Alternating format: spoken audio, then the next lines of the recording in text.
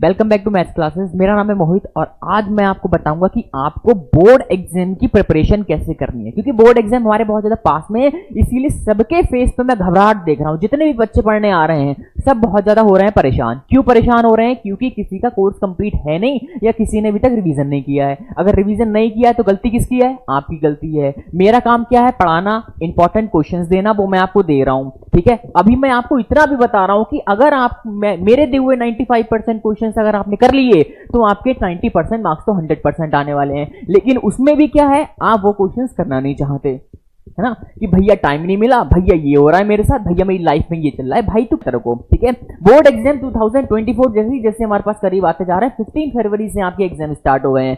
अब एग्जाम आने के साथ साथ आपकी टेंशन भी बढ़ती चली जा रही है कि भैया हम करें तो करें क्या, हमें कोई ऐसा प्लान बता दो, शॉर्टकट बता दो। हर किसी को शॉर्टकट चाहिए भाई। शॉर्टकट क्यों चाहिए? उनको क्या करना है, ज्यादा पढ़ाई करनी ना पड़े, मार्क्स ज्यादा से ज्यादा लाने की कोशिश कर रहे हैं। भाई मेरे वाला जल्दी चला जाता है। ऐसी एग्जाम की प्रिपरेशन अगर आपको करनी है सही से, तो मैं जितने भी आपको क्वेश्चंस बता रहा हूं, इंपॉर्टेंट क्वेश्चंस, वो आप रेगुलरली करते रहिए, आपके 95% मार्क्स आ जाएंगे। आपने यूट्यूब पे कई सारे फेक वीडियोस देखे होंगे कि ऐसे कर लो, ऐसे कर लो, ऐसे कर लो, हो जाएगा आपका। भाई कुछ नहीं होना, घंटा नहीं होना, तुम कर ही नहीं पाओगे। ठीक है, तो मैं बता रहा हूं, आपके भैया जी आपको बताएंगे कि आपको करना क्या है, क्या प्लानिंग रहने वाली है। प्लानिंग क्या रहेगी, आप 3 पार्ट्स में डिवाइड करिएगा इसको। 3 पार्ट्स में डिवाइड करने के लिए इसलिए बोल रहा हूं, देखिए, फर्स्ट पार्ट, सेकेंड पार्ट और थर्ड पार्ट। ये 1 2 3 प्लानिंग, इसको कहते हैं रूल नंबर 1 2 3। अब रूल 1 2 3 जो है, आप किसी भी एग्जाम की प्रिपरेशन करें, भले आप कंपटीशन की करें, भले आप बोर्ड एग्जाम की करें, आप लाइफ में कभी फेल नहीं होंगे अगर आपने रूल नंबर 1 2 3 को फॉलो कर लिया। 1 2 3 रूल कहता है कि आप क्वेश्चंस, आपने भाई ऐसा थोड़ी है 12th में कुछ भी नहीं पढ़ा, कुछ तो पढ़ा होगा ना। जैसे कि आपको सिंपल जो क्वेश्चंस लगते हैं वो आपको किस में रखने हैं, पार्ट नंबर 1 में रखने हैं, कि जो मुझे आता है वो तो मेरे को आ ही जाना है। ठीक है, वो मेरे को करने की जरूरत ही नहीं है। पार्ट नंबर 2 में आप वो क्वेश्चंस रखिए जो आप कर लेते हैं लेकिन उसमें कभी कभी अटक जाते हैं। मतलब जैसे आप करने बैठे, आप लास्ट के 2 स्टेप भूल गए, रहे कुछ था, वो वाले क्वेश्चंस आपको कौन से रखने हैं, पार्ट नंबर 2 में रखने। पार्ट नंबर 3 में आपको वो क्वेश्चंस रखने जो आपको बिल्कुल नहीं आते, लॉन्ग टाइप क्वेश्चंस या फिर कोई भी क्वेश्चन हो एमसीक्यू टाइप जो आपको बिल्कुल नहीं आते, differential derivative, differential equation, whatever आप किसी भी सब्जेक्ट की प्रिपरेशन कर रहे हो, अगर इसमें आपको कोई क्वेश्चन नहीं आता, कहां रखोगे? नहीं आता। ठीक है, बिल्कुल नहीं आता, 2 बार काटा साले को, बिल्कुल नहीं आता, तो आपको रखना है क्वेश्चन नंबर पार्ट नंबर 3 में इसको। अब आपको करना क्या है, आपका पार्ट नंबर 1 तो 100% क्लियर है। आपको करना यह है, जो 3 वाला पार्ट है, सेकेंड वाला पार्ट है, इसको इस साइड में भेजना है। आपको क्वेश्चन पार्ट नंबर 2 को क्लियर कर लेना है कि मेरे को जिसमें डाउट है पहले मैं उसको क्लियर करूं, जो नहीं आता वो नहीं आता। ठीक है भाई, मेरे 95 या 96% मार्क्स उसी के आते हैं जो बंदा रेगुलर प्रैक्टिस करता है। आपकी प्रैक्टिस पता है आपको किसके लिए है? मैं आपको कंपटीशन बता देता हूं। आज 80% मार्क्स तो हर बंदा कवर कर लेता है। 80% मार्क्स तो हर बंदा, एवरेज से एवरेज बंदा 80% मार्क्स कवर कर लेता है। लेकिन लड़ाई सिर्फ 20% मार्क्स के लिए है कि जो बचे हुए 20% मार्क्स हैं, इसमें से टॉपर्स आते हैं। टॉपर्स क्या करते हैं, जो बचा हुआ 20% है इसको घोल के शरबत बना के पी लेते हैं सही से। लेकिन मेनली लड़ाई किसकी होती है? 20% की। 80% तो एवरेज बच्चा भी नंबर ले आता है भाई साहब। अगर आप चले जाओ ना, आप 10, जो मेन लड़ाई होती है वो सिर्फ 20% पे आकर टक जाती है, और 20% मार्क्स सिर्फ वही कवर कर सकता है जो बंदा रेगुलर प्रैक्टिस करता है। ठीक है, या फिर आपने ज्यादा से ज्यादा सैंपल लगाए हो, इस बंदे का सिलेबस भी कंप्लीट होगा, इस बंदे ने रिवीजन भी कर रखा होगा, इस बंदे ने 10-12 कॉपियां भी भर रखी होंगी, तब वो 20% की कैटेगरी में आता है। आप क्या 20% की कैटेगरी में आते हो? अगर नहीं आते हो तो टेंशन छोड़ दो, क्योंकि आपको जो क्वेश्चन नहीं आते वो नहीं आते। आप सिर्फ इस पे फोकस करो कि आप 80% को कवर कैसे करोगे, क्योंकि 80% में भी कुछ बच्चे तो ऐसे होते हैं जो सिर्फ 65% 70% पे ही रह जाते हैं, क्योंकि उनको 80% वाले क्वेश्चंस भी नहीं आते हैं। अब मैं बच्चों में प्रॉब्लम देख रहा हूं, बच्चे क्या बोलते हैं,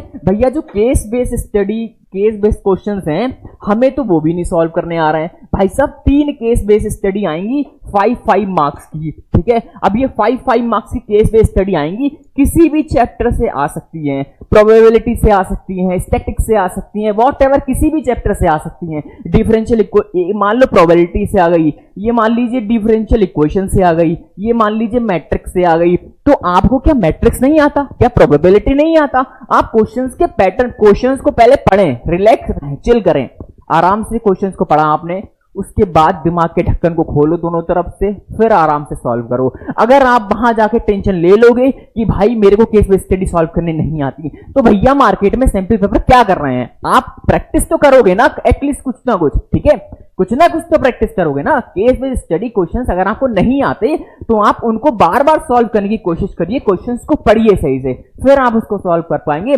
बिना प्रैक्टिस के कुछ नहीं होता मेरे भाई, ठीक है। तो आप टेंशन ना ले कि भाई 90% मुझे लाना ही लाना है, बिल्कुल 90% ला सकते हो अगर आप इस 20% की कैटेगरी में आ रहे हो, ठीक है। नहीं आ रहे हो तब भी आप खुश रहें, क्योंकि आपके 80% और 85% मार्क्स आ जाएंगे। मैं झूठ नहीं बोल रहा हूं, देखो अगर बात है कि 95%, मैं ऐसे बोल देता हूं वो 95% आपके भी आ जाएंगे, भाई साहब 95% तभी आ सकते हैं जब आप 20% की कैटेगरी में आते हो। और 20% की कैटेगरी मैंने आपको पहले ही बताया, वही बंदे आते हैं जिनका भी कोर्स भी कंप्लीट है, रिवीजन भी किया है, सैंपल की 2-2 किताबें खत्म कर दी हैं, कॉपीज भी 15-20 भर दी हैं भाई साहब रिवीजन कर करके, वो सिर्फ 20% की कैटेगरी में आते हैं, ठीक है। तो रूल 1 2 3 फॉलो करिए, जो आते हैं वो तो सब कर लेंगे भाई साहब, तेरे को उसमें फोड़ना है जो तेरे को नहीं आता, ठीक है।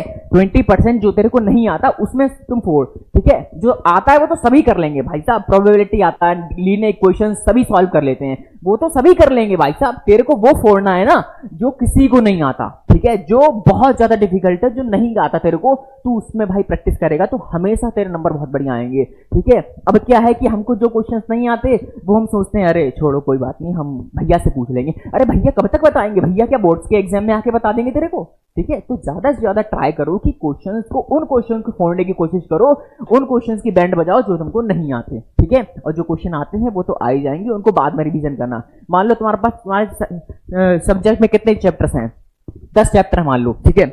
अब तुम्हारे पास क्या है, 10 चैप्टर हैं, 10 चैप्टर्स मान लो तुम्हारे पास हर एक चैप्टर में, हर एक सब्जेक्ट में 10 चैप्टर्स हैं, ठीक है। अब 10 मैथ्स की बात कर लेते हैं, ठीक है। मैथ्स में कितने चैप्टर्स हैं आपके पास, ऑलमोस्ट 13 या 14 चैप्टर्स होंगे, मान लीजिए 10 चैप्टर्स हैं, कम कर लेते हैं थोड़े से, आधे तो फालतू के होते हैं। अब इसमें एक होता है चैप्टर लीनियर प्रोग्रामिंग, ग्राफिकल, ठीक है। लीनियर प्रोग्रामिंग करने की जरूरत है, नहीं करने की जरूरत है, ग्राफ तो आप बचपन से बनाते आ रहे हो, 8 से बनाना शुरू किया, 8 में पढ़ा, 9 में पढ़ा, 10 में पढ़ा, 11th में पढ़ा था लीनियर प्रोग्रामिंग, तो आपको टर्नर पढ़ने की जरूरत ही नहीं है एक्चुअल में, ठीक है। इसके बाद बात करते हैं मैट्रिक्स, हर बंदा कर लेता, नॉर्मल से नॉर्मल बंदा कर लेता, नहीं करना। डिटरमिनेंट नॉर्मल से नॉर्मल बंदा कर लेगा, नहीं करना, ठीक है। तो जो चैप्टर सभी को आते हैं बहुत अच्छे से भाई, तू उनको टच मत कर, तू उन क्वेश्चंस को लास्ट के लिए रख दे कि जब एग्जाम होगा तो मैं रिवीजन कर लूंगा। मैथ्स का एग्जाम बहुत बाद में है, ठीक है भाई, तो मैथ्स के एग्जाम को अभी साइड से कर दो, सिर्फ उन चैप्टर्स को जो तुमको नहीं आते, क्योंकि 15 फरवरी तक आपको तो फोड़ना है उन क्वेश्चंस में जो आपको नहीं आ रहा है, ठीक है।